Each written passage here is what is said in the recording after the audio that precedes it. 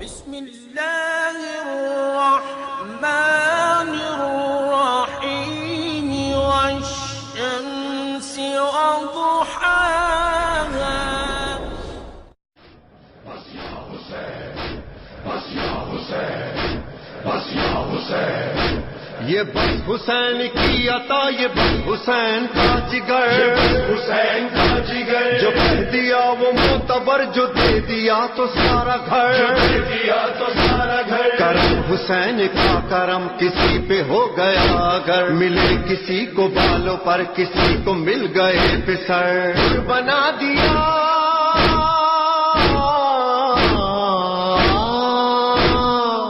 بنا دیا اسے جو ایک بار مل گیا، تو جس کو مل گیا رب اس کو مل گیا، تو جس کو مل گیا رب اس کو مل گیا،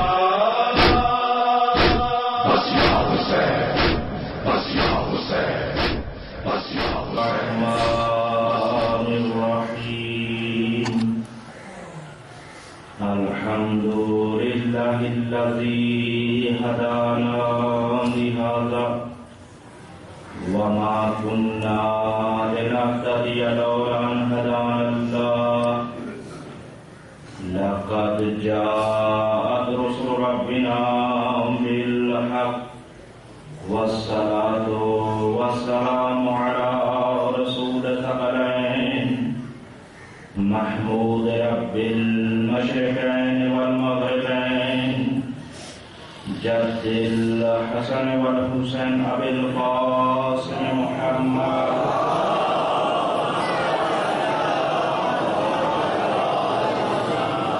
وعترته الطيبين الطاهرين المعصومين لا سيما الإمام المبين والكافر الحسين وغياث المضطر المستقيم حجة الله على المخلوقين ووارث الأنبياء والمرسلين المنتظر المهدي صلى الله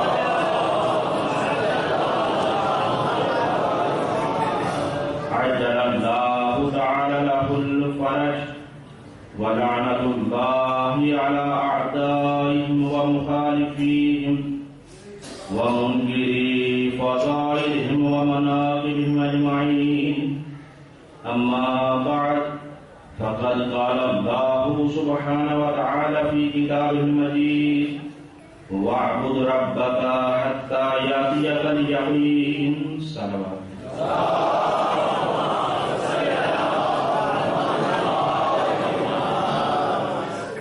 خدا بندے مقام سے دعا کروں پروردگار عالم آپ کی تمام تر عبادتوں کو قبول فرمائے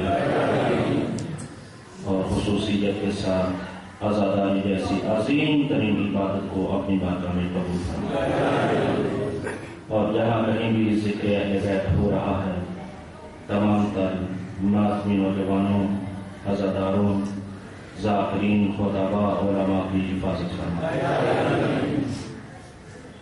جیسا کہ آپ کو معلوم ہے کہ آج چہرم امام حسین علیہ السلام اور انصاران امام حسین علیہ السلام ہے۔ اگر اپنی اہمیت کے اعتبار سے دیکھا جائے روز عاشوراء کے بعد اس دن کو خصوصیت حاصل ہے۔ ویسے تو یہ قوم الحمدللہ 2 مہینے قوم حسین مناتی ہے، اور اگر اس غم میں کوئی غم اپنا آ جاتا ہے تو اپنا غم بھول جاتی ہے اور غم حسین منا کر غصہ دیتی ہے۔ کیوں نہ دے؟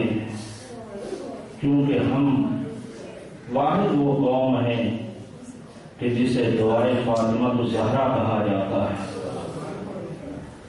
کیونکہ ہر چیز کا ایک مقصد اور ہدف ہوتا ہے۔ یقیناً آپ کو معلوم ہے کہ وہ روایت سبھی خطباء علماء پڑھتے ہیں، اور آپ لوگوں کو یاد ہے کہ جب میرے مولا و آقا کے بارے میں فرمایا کہ اے فاطمہ تو دشیاری ماں تو تڑپ رہی ہوگی نا، اور تڑپ کر ایک ہی جملہ کہا، بابا کیا اس وقت آپ ہوں گے؟ کہا نہیں، میں بھی نہیں ہوں۔ کہا اس کا باپ علی ہوگا؟ کہا وہ بھی نہیں ہوگا۔ تو یقیناً تڑپ کر یہی کہا ہوگا، کیا یہ جو پیاری ماں ہوگی؟ کہا نہیں، یہ کہنا تھا کہ ایک مرتبہ بی بی نے تڑپ کر کہا کہ میرے سے لال کو روئے گا کون؟ کیونکہ رسول نے فرمایا لِكُلِّ شَيْءٍ زِینَةٌ، ہر شے کے لیے زینت ہے، وَلِلْمَيِّتِ الْبُكَاءُ، میت کے لیے رکیہ و ظاہری زینت ہے۔ تو میرے حسین کو روئے گا کون؟ تو پلٹ کر رسول نے فرمایا تھا اے فاطمہ تو اس چیز کی فکر نہ کر، پروردگار عالم اپنی معاشیت کے تحت ایک ایسی امت کو پیدا کرے گا جو تیرا غم منائے گی اور اپنا غم کو بھول جائے گی۔ تو ہم تو ابھی بھی یہ حق ادا کرتے ہیں، کوشش کرتے ہیں، لیکن ابھی بھی چہروں آ گیا، لیکن شاید اس کا حق ہم سے ادا نہ ہو سکا۔ جہاں تک ممکن تھا ہم ذکر کرتے رہے، سنتے رہے، ماتم کرتے رہے، لیکن ہم تھک گئے، نہیں تھکی تو والی کی بیٹی نہیں تھکی ہے، نہیں تھکے تو سید سجاد نہیں تھکے ہیں، نہیں تھکی تو سکینہ نہیں تھکی ہے، نہیں تھکے تو وہ باقر نہیں تھکے ہیں۔ جزاؤ کو رب کو خیر جزا، مولا آپ کا کریا قبول کرنا ہے۔ اے پروردگار عالم یہ جو آوازیں بلند ہو رہی پر رحم فرما اور ہمیں وہ حقیقی معرفت عطا فرما جو تیرے خاص بندوں کا حصہ ہوا کرتی ہیں۔ مولا آپ سب کو جزائے خیر عطا فرمائے۔ حضرت محترم، ایسے موقع پر کوئی جوش خطابت کو دل بھی نہیں چاہتا، اور کہنے والے بزرگان کہا کرتے ہیں مسائل کے لیے کوئی ماں اپنے بچے کا مر جانے کے بعد کسی سے نہیں کہتی کہ مجھے بتاؤ کہ رویا کیسے جاتا ہے۔ جب وہ بھائی کی لاش دیکھی تو روتی ہے، جب بیٹے کی لاش دیکھی تو روتی ہے۔ یہ شیعہ قوم ہے، اس کے سامنے تو حسین کا ہر وقت لاشا رہتا ہے۔ ان لقتل الحسین حرارۃ، رسول خدا نے فرمایا قتل حسین ایک ایسی تپش ہے لا تبرد ابدا، کبھی ٹھنڈی ہونے والی ہی نہیں ہے۔ تو مومن کا دل تو قبر حسین ہوتا ہے، جب بھی یاد آتا ہے ہائے حسین کہتا ہے۔ اور حسین کی وصیت بھی یہی تھی، سید سجاد جب واپس پلٹ کر جانا تو ہمارے شیعوں کو ہمارا سلام بھی کہنا اور یہ بھی کہنا شیعوں جب ٹھنڈا پانی پینا تو یاد کر لینا۔ تو یقیناً یہ قوم جب ٹھنڈا پانی پیتی ہے یاد کرتی ہے، جب پردیس میں کوئی مارا جاتا ہے تو یاد کرتی ہے۔ یہ غم حسین کی چیز ہی ایسی ہے جس پر انبیاء روئے ہیں، اوصیاء روئے ہیں۔ ہر نبی کربلا کے میدان سے گزرا ہے، ہر نبی روایت کے اندر یہ لفظیں ہیں کہ ہر نبی، حتیٰ کہ جو نبی نہیں جا سکا اس کو معراج کروا کے کربلا کے بن میں لایا گیا ہے۔ ہر نبی یہاں پر آیا، زیارت کی ہے، ہر نبی کا امتحان بھی کربلا میں ہوا، لیکن وہاں سے گزر گئے آسانی کے ساتھ۔ لیکن یہ واحد حسین ہیں کہ جنہوں نے ترتے ہوئے صحرا میں وہ قربانیاں دے کر دین کو اس پر لایا ہے۔ عزیزان محترم، آپ کے سامنے جس آیہ مجیدہ کی تلاوت کا شرف حاصل کیا گیا ہے وہ سورہ حجر کی آیت نمبر 99 ہے، جس میں ارشاد خداوندی یہ ہو رہا ہے وَاعْبُدْ رَبَّكَ حَتَّىٰ يَأْتِيَكَ الْيَقِينُ، اپنے رب کی اتنی عبادت کرو، اتنی عبادت کرو کہ تمہیں یقین حاصل ہو جائے۔ یہی ہمارے سلسلہ گفتگو کی آیت موضوع گفتگو رہی ہے۔ اس میں جو حکم خدا ہوا ہے کہ وَاعْبُدْ رَبَّكَ حَتَّىٰ يَأْتِيَكَ الْيَقِينُ، اپنے رب کی اتنی عبادت کرو کہ تمہیں یقین حاصل ہو جائے۔ اور ساتھ ہی اسی آیت کے عنوان کے تحت ہمارا سلسلہ گفتگو اس عنوان کے تحت چل رہا ہے عبادت اور ولایت۔ عبادت اور ولایت کا بہت ہی گہرا تعلق ہے۔ جب عام تصور میں یہی سمجھا جاتا ہے کہ عبادت ایک جدا چیز ہے اور ولایت ایک جدا چیز ہے، توجہ فرمائیں گے، عبادت اور ولایت کا انتہائی گہرا تعلق اس طرح سے ہے کہ جتنا انسان عبودیت میں بڑھتا چلا جاتا ہے اتنی ادھر سے ولایت ملتی جاتی ہے. اسی وجہ سے یہ ہے کہ اہل بیت علیہ السلام کے پاس جو تصرف کائنات ان کو ملا وہ اسی بنا پر ملا کہ اللہ تعالیٰ کی عبادت کی انتہا کر دی. ہر مقام پر عبادت کرتے ہوئے نظر آتے ہیں اور عبادت اس اعتبار سے کہ ہماری طرح عبادت نہیں ہے. ہم جب عبادت کرتے ہیں دنیا کے خیالوں میں کھو جاتے ہیں. باقی عبادتیں تو عبادتیں اپنے مقام پر جو ہماری نمازوں کا حال ہے ہم بہتر جانتے ہیں کہ جب کوئی بھی چیز کہا جاتا ہے علماء کہتے ہیں کہ اگر کوئی چیز گم ہو جائے تو اگر نہ مل رہی ہو تو نماز شروع کرتے سارے خیالات آنے لگے. تو ہماری نمازوں کے تو یہ حال ہے کہ ہمارے سارے خیال نماز میں آتے ہیں اور نہ جانے کس کس بنا پر ہم نمازیں پڑھتے ہیں روزے رکھتے ہیں. نہ خدا نہ خاصہ عزاداری بعض دفعہ اس کے اندر بھی خیالات عجیب آنے لگ جاتے ہیں. مجلس پڑھتے ہوئے خیالات عجیب آنے لگتے ہیں تاکہ بعد میں لوگ مجھے کہیں واہ واہ سبحان اللہ کیا خوب پڑھی ہے. لیکن یہ ساری خواہشیں ہمارے اندر تو پائی جاتی ہیں اور اسی طرح سے جب ہم اپنے اعتبار سے دیکھتے ہیں تو ہماری عبادتوں کا کیا حال ہے. لیکن جن کے پاس ولایت کل ہے اللہ اکبر توجہ فرمائیں گے جن کے پاس ولایت کل ہے جو تصرف کائنات رکھتے ہیں وہ عبادت کیسے کرتے ہیں. ہماری طرح ان کی عبادتیں نہیں ہوا کرتی بلکہ ان کی عبادتوں کا معیار یہ ہوتا ہے کہ وہی ذات یہ کہتے ہوئے نظر آتے ہیں کہ دیکھو علی اللہ تعالیٰ کی جنت کی لالچ میں نہیں عبادت کرتا. اللہ اکبر. علی کی ذات وہ ہے نہ جنت کی لالچ میں عبادت کرتی ہے اور نہ جہنم کے خوف سے بلکہ اے پروردگار تجھے میں نے لائق عبادت پایا فعبدتک میں تیری عبادت کرتا ہوں. تو جنت کی لالچ میں عبادت کرنا اور بات ہے جہنم کے خوف سے عبادت کرنا اور بات ہے لیکن خدا کو لائق عبادت سمجھ کر اس کی عبادت کرنا اور بات ہے. یہی وجہ ہے کہ جب اس کے خوف سے اور اس کے جنت کے لالچ کے بغیر جب عبادت کرتے ہیں تو ادھر سے اگر حالت رکوع میں انگوٹھی دے دیں تو اس کے نتیجے میں ولایت کل مل جاتی ہے. ولایت یعنی نماز کی حالت میں زکات دے دی جائے اور دنیا نے اس کے علاوہ جو مسلسل مفسرین نے بھی لکھا ہے اور تاریخ کے اندر بھی مرغوب ہے کہ لوگوں نے مسلسل انگوٹھیاں دینے کی کوشش کرتے رہے کہ شاید ہمارے ہی حق میں کچھ نہ کچھ ہمیں مل جائے. لیکن کیونکہ اس مقام پر نہیں تھے کہ جس مقام پر پہنچ کر علی عبادت کر رہے تھے. اب لوگ کہتے ہیں کہ اچھا یہ بتاؤ کہ جب وہ نماز کو اس حالت تک آپ کہتے ہیں کہ علی کی عبادت اس مقام پر اس طرح سے ہوتی تھی کہ اگر وہ سجدے میں چلے جائیں اور پاؤں سے پیر نکال لیا جائے تو علی کو پتہ نہیں چلتا اور ادھر سے آپ دیکھتے ہیں کہ مسجد کے اندر ایک آنے والا فقیر آواز دیتا ہے اور علی اس کو جواب دے دیتے ہیں اور انگوٹھی دیتے ہیں کہ اتار کے لے جا. یہ جو کہا جاتا ہے کہ علیہ السلام نے ان کی آواز کو کیسے سن لیا انہیں تو دنیا کی خبر نہیں ہوتی.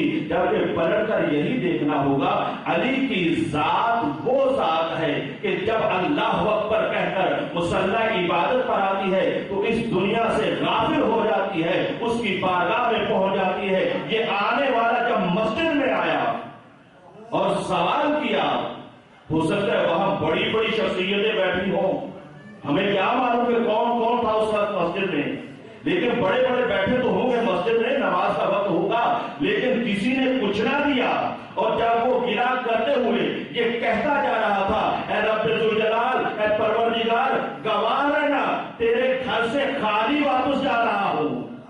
تو یہ آواز قدرت تک پہنچی ادھر سے آواز جہاں پہنچنا تھا اور علی خدا کی بارگاہ میں تھے اور ادھر سے آواز کو سنا کہا گلا کرنے والے نماز زبان حال میں کہہ رہا ہوں ورنہ نماز کے حال میں بولا نماز کو باطل کر دیتا ہے کیونکہ بڑے احتیاط سے کرنا پڑتا ہے. بعد میں کوئی کہتے نماز کے حال میں مولا نے کیسے بول دیا نہیں اس کے بعد زبان حال یہ ہے کہ اسی وقت فرمایا کہ اے آنے والے خدا پر گلا نہ کر تو سوچ رہا ہوگا کہ یہاں سب ایک جیسے ہیں. اللہ اکبر. آج یہ دنیا یہ کہتی ہے نا سب ایک جیسے تو ابھی اسی جگہ پر دیکھ لو مسجد کے اندر سب نمازی ہیں سب اصحابی ہیں سب موجود ہونے کے باوجود بھی سب ایک جیسے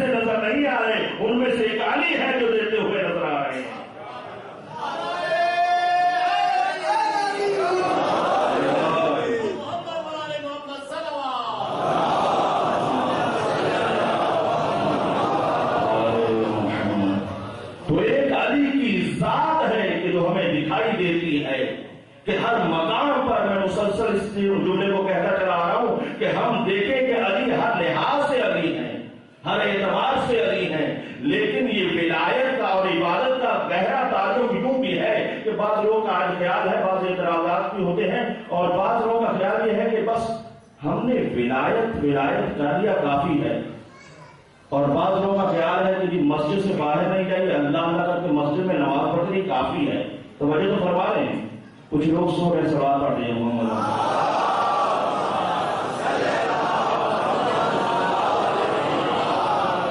یہ آپ کے لیے ہماری مجبوری ہوتی ہے، سوئے مجمع میں ہم سے پڑھا نہیں جاتا، اور فرنٹ سیٹ پر تو ویسے ہی سونا منع ہوتا ہے۔ سوال پڑھتے ہیں محمد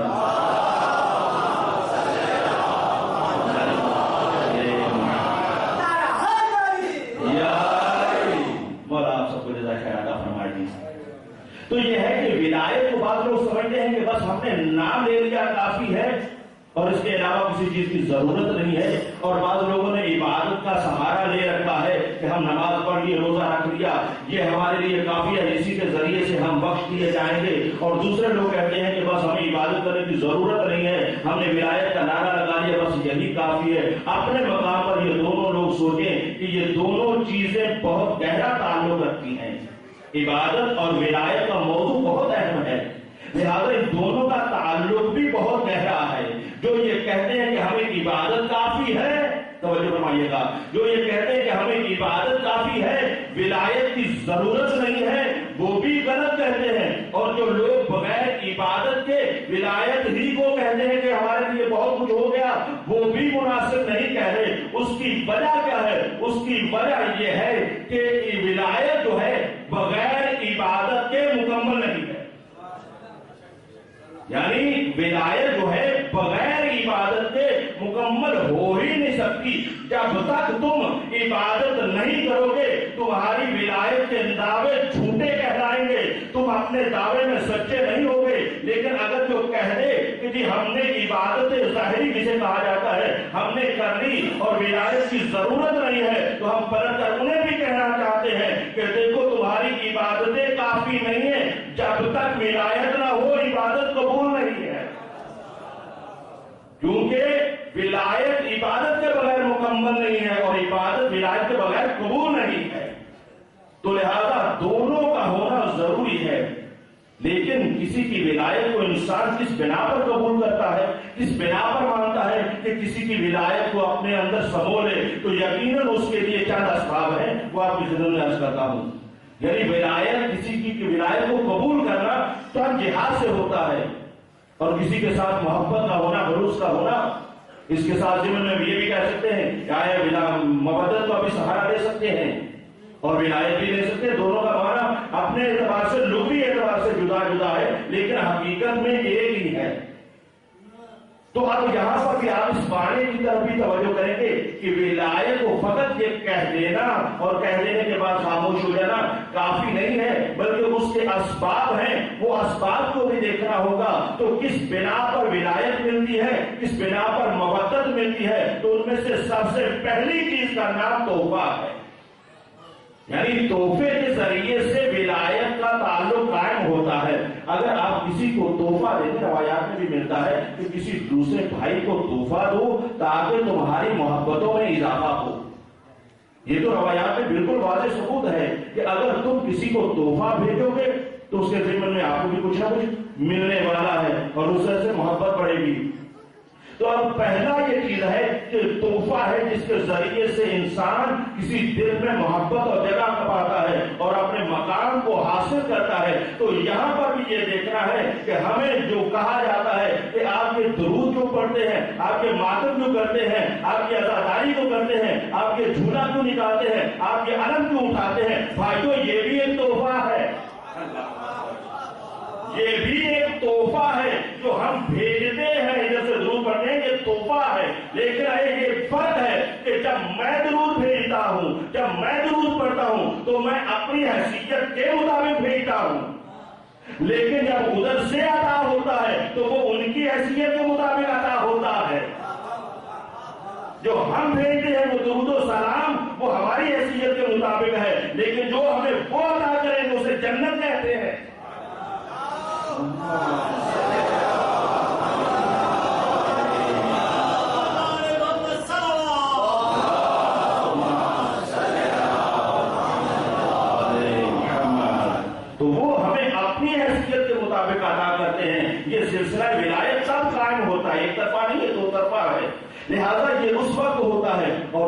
یہ ہے کہ اخلاص، یعنی انتہائی خلوص کے ساتھ جب تک کسی ذات کے ساتھ آپ محبت نہیں کریں گے اس کی ولایت کو آپ قبول کر ہی نہیں سکتے۔ جیسا کہ مشہور و معروف ہے، کسی ایک دوست نے دوسرے دوست سے یہی پوچھا کہ میں تمہیں کتنا اچھا لگتا ہوں، انہوں نے پلٹ کر کہا یہ تو کوئی دور کی بات ہی نہیں، اپنے دل سے پوچھ لے کتنا میں تمہیں اچھا لگتا ہوں، پھر تم مجھے اچھا۔ یعنی اسی طرح سے یہ ہے کہ یہ ولایت جو ہے یا محبت جو مودت ہے یہ بھی اخلاص مانگتی ہے، خالص پن ہونا چاہتی ہے، کیونکہ اس کے علاوہ محبت ہو ہی نہیں سکتی اس مقام پر کہ جب تک اخلاص نہ ہو۔ اخلاص کا مطلب کیا ہے؟ اخلاص کا مطلب یہ ہے کہ ان کے دوست سے دوستی کرو، ان کے دشمن سے دشمنی کرو، ان کے دوست سے دوستی کی جائے اور ان کے دشمن سے دشمنی کی جائے۔ اب یہاں سے پتہ یہ چلا جو شریعت کے اندر تبرع و تولا رکھے گئے ہیں وہ انسان کی فطرت کو مد نظر رکھتے ہوئے کیے گئے ہیں کہ اہل بیت کے چاہنے والوں کے ساتھ تولا رکھو اور بغض حیدر کرنا رکھنے والوں کے ساتھ تبرع رکھو۔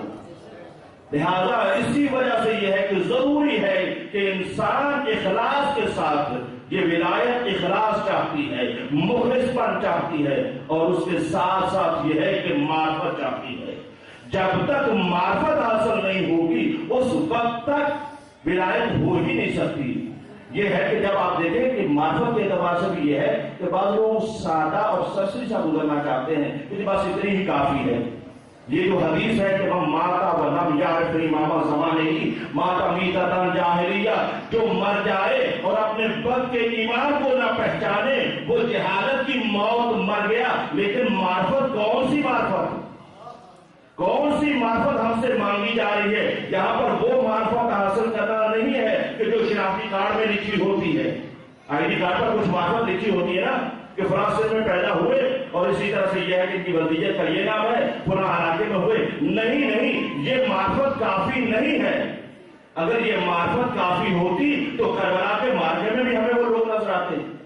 کیا شمر کو نہیں پتا تھا کہ یہ حسین ابن علی ہے، رسول کا نواسہ ہے، فاطمہ کا لال ہے؟ یعنی سب کچھ معلوم تھا۔ اتنی معلومات تو شمر کو بھی تھی، یزید کو بھی تھی، ابن مرجانہ کو بھی تھی، لیکن اس کے باوجود قتل پر تلا ہوا تھا۔ اس کی وجہ کیا ہے؟ اس کو شخص کی تو معرفت تھی لیکن شخصیت کی معرفت نہیں تھی۔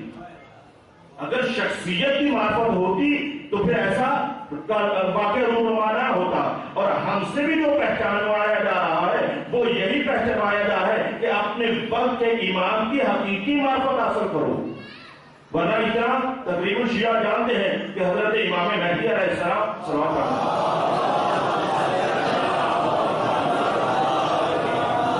امام حسن عسکری علیہ السلام کے فرزند اعتماد ہیں اور جناب نرگس خاتون کے بیٹے ہیں، اور اسی طرح سے ان کے زمانہ اور مقام میں ظہور کو اور بہار کو بھی جانتے ہیں۔ لہٰذا اس اعتبار سے یہ ہے کہ یہ معرفت کافی نہیں ہے بلکہ اس ذات کی حقیقی معرفت ہونا ضروری ہے۔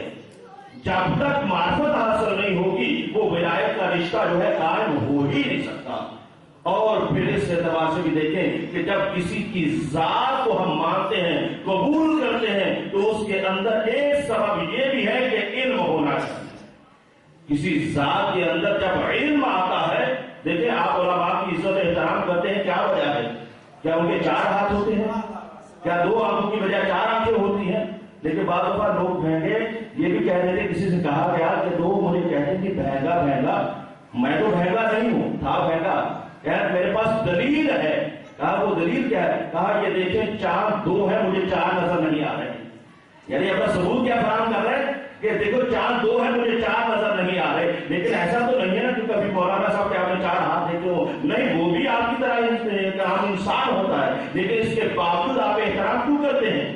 اس کی علم کی بنا پر آپ کو کسی ذات سے محبت ہوتی ہے تو علم کی بنا پر ہوتی ہے، اور یہی وجہ ہے کہ ہم نے دیکھنا ہے یہ ہے کہ جن کی ولایت کو ہم قبول کر رہے ہیں ان کے اندر کون سا علم ہے تو دور جانے کی بات نہیں۔ کل شیء احصیناہ فی امام مبین، ہر شے کا ذکر اس قرآن میں رکھا ہے، اور قرآن سے مراد علی کی ذات ہے، کیونکہ میرے مولا کے بارے میں رسول نے فرمایا ہے کہ اگر علی کتاب کی شکل میں ہوتے تو قرآن ہوتے، اور قرآن اگر انسان کی شکل میں ہوتا تو علی ہوتا۔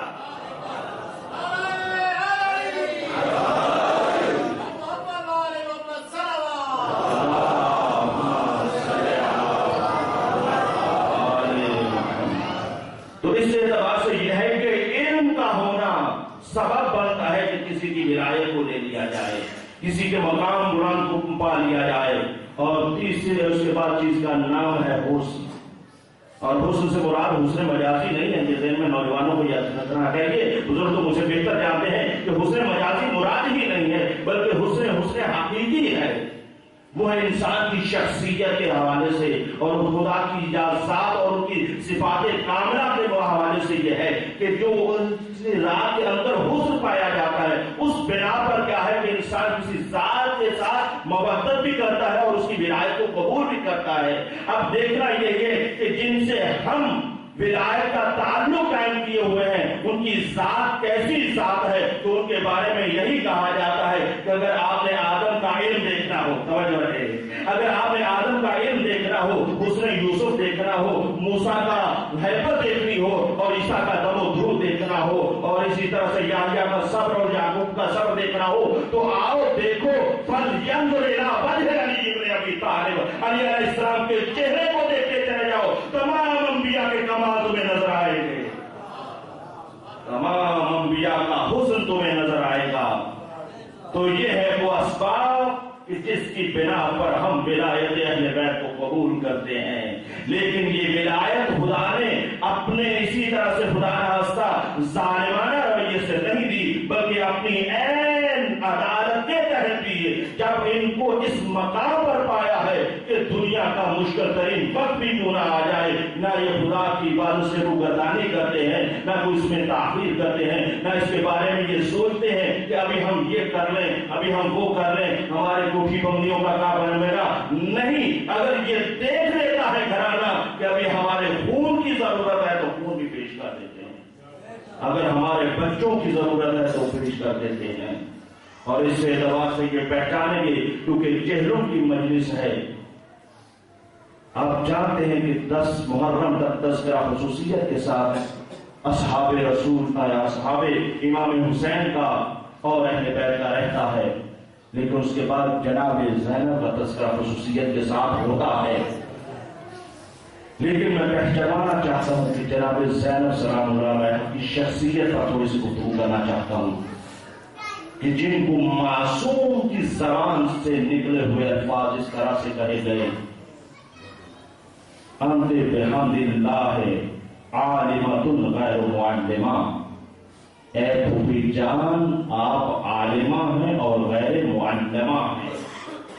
یہ معصوم کی زبان سے نکل رہا ہے لفظ, اس میں مجاز کوئی نہیں ہو سکتی, مبالغہ آرائی نہیں ہو سکتی. معصوم کی زبان سے حقیقت کی مبنی جملہ نکلتا ہے. تو اب ہم نے پہچانا ہوگا کہ امام حسین علیہ السلام کے بعد جناب امام سجاد علیہ السلام نے اپنی پھوپھی کو یہ جملہ کیوں کہا, کس بنا پر کہا, کیا وجہ تھی؟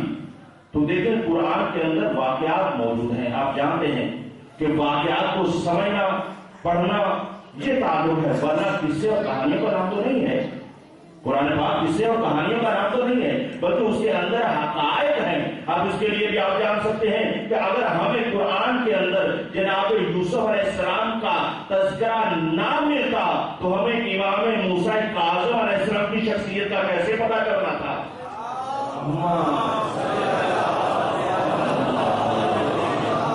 آپ جانتے ہیں کہ حضرت یوسف علیہ السلام وہ اللہ کے نبی ہیں کہ جب زلیخا اپنے ذہن کی بات کو بیان کرتی ہیں اور جناب یوسف علیہ السلام وہاں سے بھاگ کھڑے ہوتے ہیں اور زلیخا اس کے پیچھے پیچھے بھاگتی ہے, تو اب اس اعتبار سے یہ ہے حضرت یوسف علیہ السلام وہ ہیں اللہ کے نبی ہیں اور برگزیدہ ہیں, لیکن اس کے باوجود جب گناہ کا وقت آتا ہے جناب یوسف علیہ السلام وہاں سے بھاگ کھڑے ہوتے ہیں. لیکن یہ امام موسیٰ کاظم علیہ السلام ہے کہ ایک مرتبہ ہارون رشید نے جب اپنی کنیز کو بھیجا, جاؤ جا کر امام کو بہکاؤ, تو اس مقام پر سب نے یہی لکھا ہے کہ امام موسیٰ کاظم علیہ السلام نے سر سجدے میں رکھ کر تسبیح جو کرتے جا رہے تھے سبوح قدوس, وہاں سے بھاگے نہیں ہیں, لیکن اس کا اثر یہ ہوا کہ وہ جو کنیز بہکانے کے لیے آئی تھی وہ بھی سر سجدے میں رکھ کر کہتی ہے سبوح قدوس. اب دنیا یہ پہچانے کہ ہم ان کو کیوں کہتے ہیں کہ انبیاء سے افضل ہیں. ہمیں اس عظمت کا کیسے پتا چلتا اگر حضرت یوسف علیہ السلام کا تذکرہ قرآن میں نہ آتا, کہ نبی وہ ہیں کہ جو اپنے آپ کو پہلے مقام پر بچانا ضروری سمجھتے ہیں، لیکن امام وہ ہیں جو اپنے آپ کو بھی بچاتے ہیں، اپنے ساتھ والوں کو بھی بچاتے ہیں۔ اب اسی طرح سے لیکن یہ ساتھ تھوڑی سی کافی بات بھی کرتا چلا رہا ہوں، وہ یہ ہے کہ بعض دفعہ ہم یہ سمجھتے ہیں کہ بھائی انہوں نے بھی وہ کام کیا ہے، ہم نے یہ کام کر لیا تو کون سی غلط اس میں فرق آ گیا؟ بھائیو بعض دفعہ کام ایک ہی ہوتا ہے، لیکن ایک کے لیے واجب ہوتا ہے، دوسرے کے لیے حرام ہوتا ہے۔ اب دنیا سوچ رہی ہوگی کہ یہ مولانا صاحب نے ممبر پر بیٹھ کر کیسے کہہ دیا، جب کام ایک ہے تو ایک کے لیے واجب کیسے ہو گیا، دوسرے کے لیے حرام کیسے ہو گیا؟ بھائی اس کے لیے یہی مثال دے دوں کہ جو ابھی آپ نے سنی ہے اور قرآن کا سچا واقعہ ہے جس کو سب جانتے ہیں۔ آپ دیکھیں کہ حضرت یوسف علیہ السلام جب اس گھر میں یہ مسئلہ واقع رونما ہوتا ہے تو اس گناہ سے بچنے کے لیے حضرت یوسف علیہ السلام کے لیے ضروری تھا کہ وہ دروازے کی طرف بھاگیں، تو یہ ان کا بھاگنا واجب تھا۔ عمل یہی ہے، پیچھے پیچھے زلیخا بھی بھاگ رہی ہے، وہ بھی بھاگ رہی ہے، دونوں کا عمل ایک ہے۔ توجہ رہے، یعنی دونوں کا عمل ایک ہے۔ یوسف کا بھاگنا گناہ سے بچنے کے لیے ہے، زلیخا کا عمل جو ہے وہ گناہ میں مبتلا ہونے کے لیے۔ دونوں کا عمل ایک ہو جانے کے باوجود ایک کا عمل حرام بن جاتا ہے، دوسرے کا واجب بن جاتا ہے۔ لہذا اس اعتبار سے ہمیں بھی بعض چیزوں کو دیکھنا چاہیے۔ بعض لوگ کہہ دیتے ہیں کہ وہ صاحب بھی تو یہ کام کرتے ہیں، ارے ہو سکتا ہے بھائی اس کے لیے یا تو وہ تکلیف واضح ہی نہ ہو، یا تو یہ ہے کہ وہ کسی اور بنا پر، اور میں اس کی تفصیل میں نہیں جاتا، لیکن کسی کے غیر عمل کو، غیر اخلاقی عمل کو اپنے لیے جواز نہ بنایا کریں اور نہیں بنانا چاہیے۔ لہذا ہمیں اپنے اعتبار سے دیکھنا ہوگا کہ ہمارے اوپر کیا واجب ہے، کیا فرض ہے۔ تو ہمیں کیسے پتا چلتا؟ حضرت امام موسیٰ کاظم علیہ السلام کا، اور اسی طرح سے سوال کرنا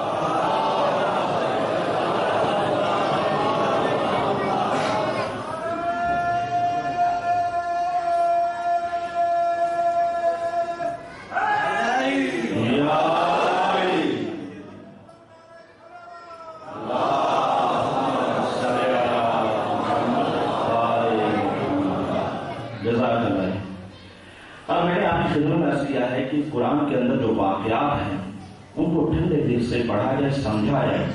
اور واحد شیعہ جو ہمیں حجت کر رہا ہے، یہ ذرا امتیاز رہا ہے کہ یہ قرآن جتنا پڑھتے ہیں سمجھ کر پڑھتے ہیں۔ ایک الزام تو ہے کہ شیعہ کا کام قرآن پڑھتی ہے، لیکن جتنا پڑھتی ہے آنکھیں کھول کر پڑھتی ہے، باندھ کر کے نہیں پڑھتی ہے۔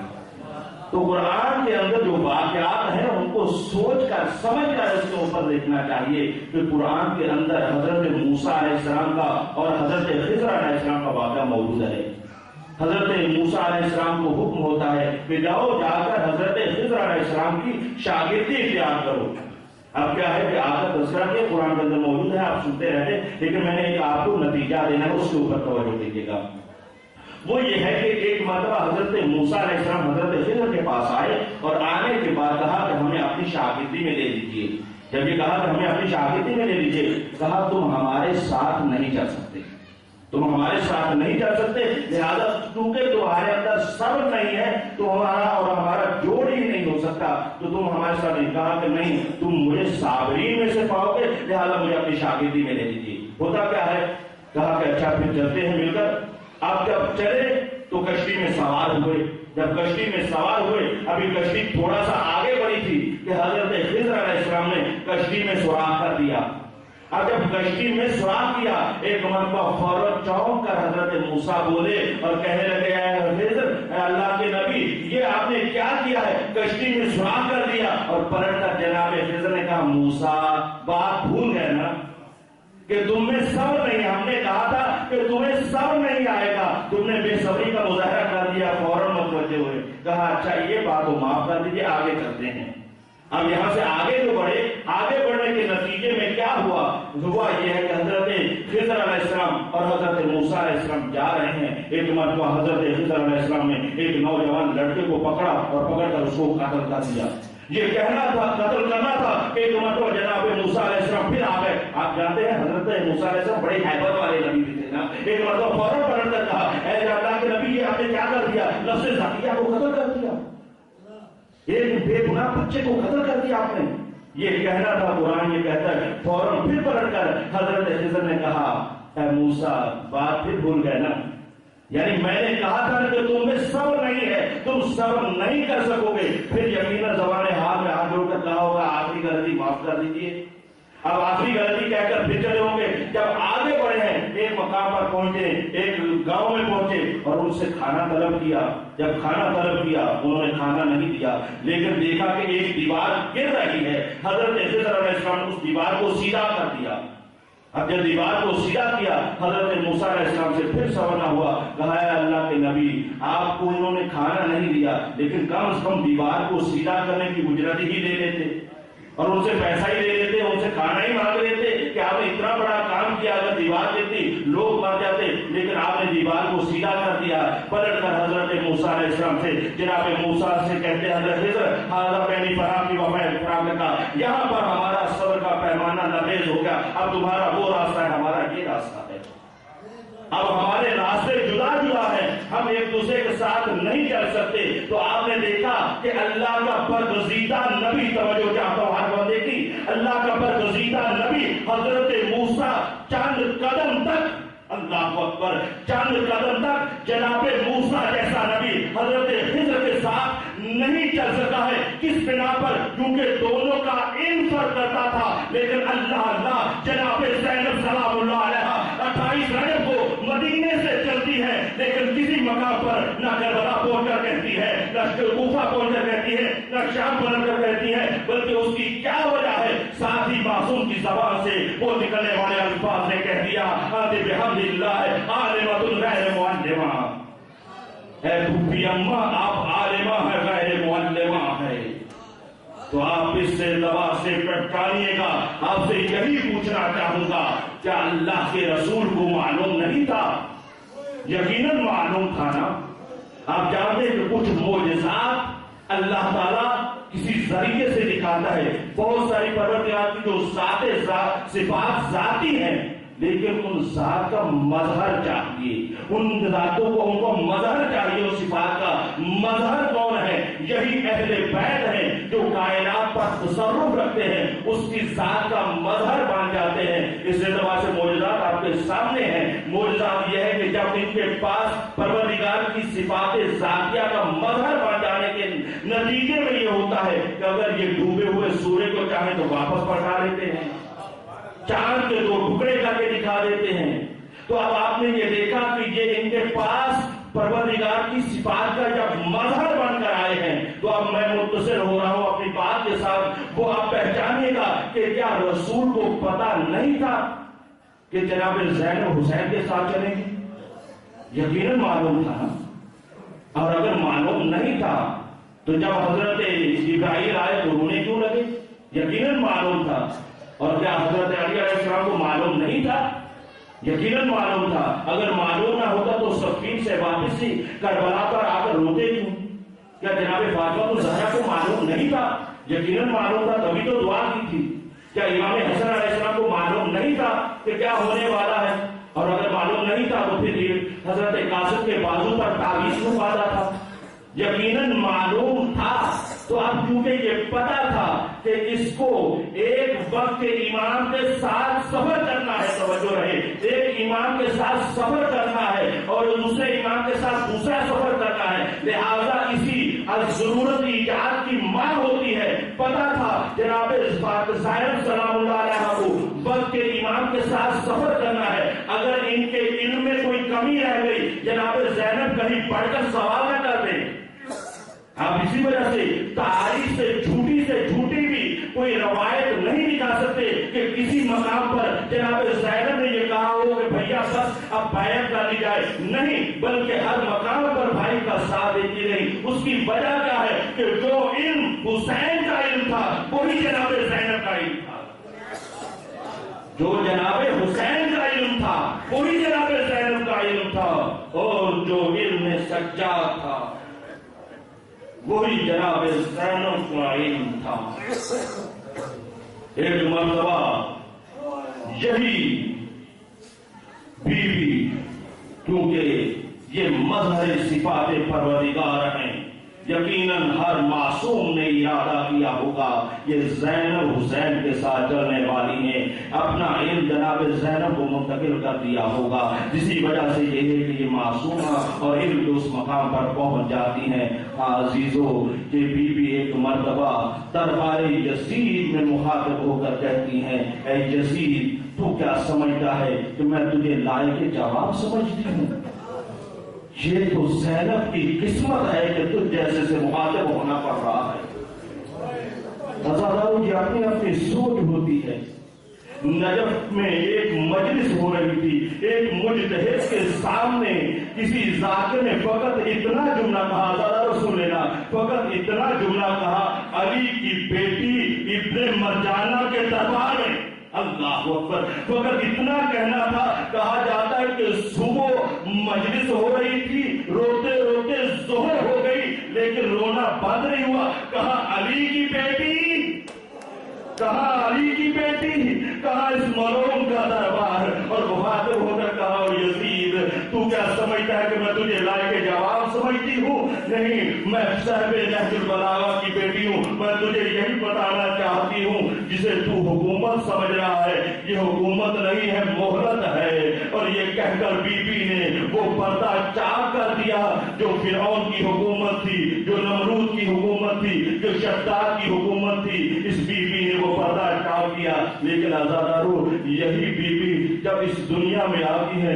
ایک مرتبہ رسول خدا نے اپنے ہاتھوں پر اپنی نواسی کو لیا اور ایک مرتبہ ہاتھوں پہ بوسے لینے شروع کر دیے، ہاتھوں پہ بوسے لیتے جا رہے۔ مجھے نہیں معلوم کہ رسول خدا کیوں روتے جا رہے، لیکن دل یہ کہتا ہے رسول کی نظروں میں ارے وہ شام غریبہ کا منظر آ گیا ہوگا، اسی وجہ سے رو رہے ہوں گے۔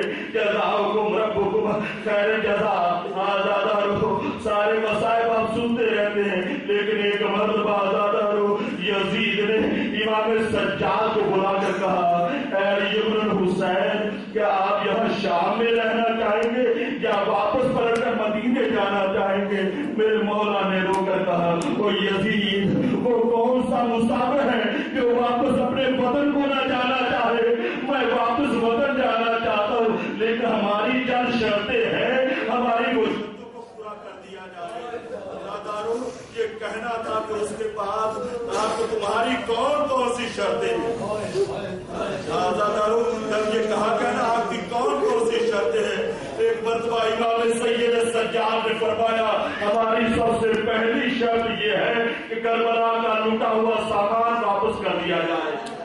کربلا کا لوٹا ہوا سامان کی جب بات آتی ہے، اور اس کے بعد فرمایا کہ وہ کربلا کے جو شہداء کے سر ہیں وہ بھی واپس کر دیے جائیں، اور ہمیں ایسا مکان دیا جائے جہاں بیٹھ کر ہم ابھی تک رو نہیں سکے ماتم کر لیں، اور ہمارے ساتھ بشیر ابن جزرم کو بھیج دیا جائے۔ عزادارو، یہ کہنا تھا کہ ادھر سے یہ ساری شرطیں مان لی جاتی ہیں، کربلا کا لوٹا ہوا سامان اب جو سید سجاد کے سامنے آیا، یزید نے کہا، دیکھ لیجئے لوٹا ہوا سامان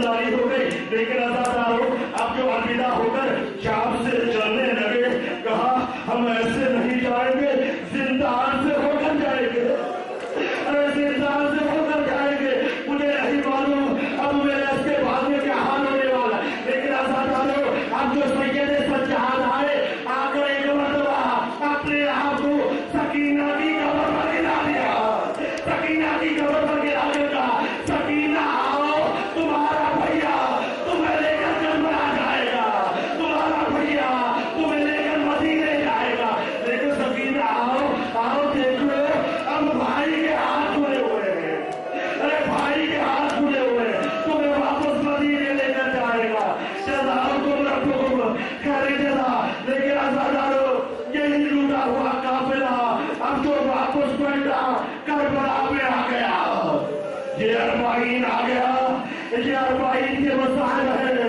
آپ نے کوئی غریب سے غریب بہن کو دیکھا تو ایک صاحب کی قید اٹھا کر بھائی کا چہرہ کرنا کرنے آئی، یہ بہن ہے، لیکن عزادارو یہی بہن تھی جو کھڑی کہہ رہی تھی روز عاشور کے بعد، یہی کہہ رہی تھی انت اخی، اے انت اخی، اے حسین کیا تو ہی میرا موجایا ہے، کیا تو ہی میرا موجایا ہے، بی بی کے اسی جملے نے پورا مسیحا پڑھ دیا، ارے یہی کہا ہوگا نا کیا میرے نبوت کا تو سوال ہے، کیا تجھے ہی میری ماں نے چکیا پیچھے پالا تھا، لیکن پہچان عزادارو نہیں پہچان سکی ہے، لیکن اب جو زینب آئی ہے، آج اللہ جوادی حملے کرواتے ہیں، اب جب زینب آئی تو ایک مرتبہ حسین کی قبر کو مخاطب ہو کر کہا اے میرے بھیا حسین، جب میں جا رہی تھی تو میں نے نہ پہچانا،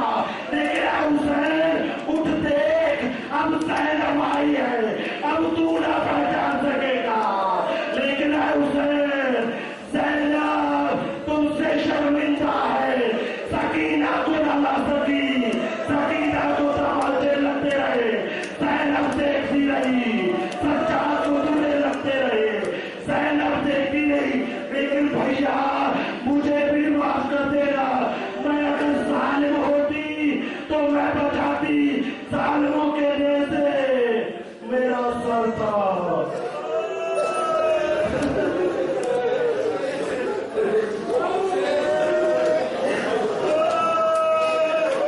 ماتم حسین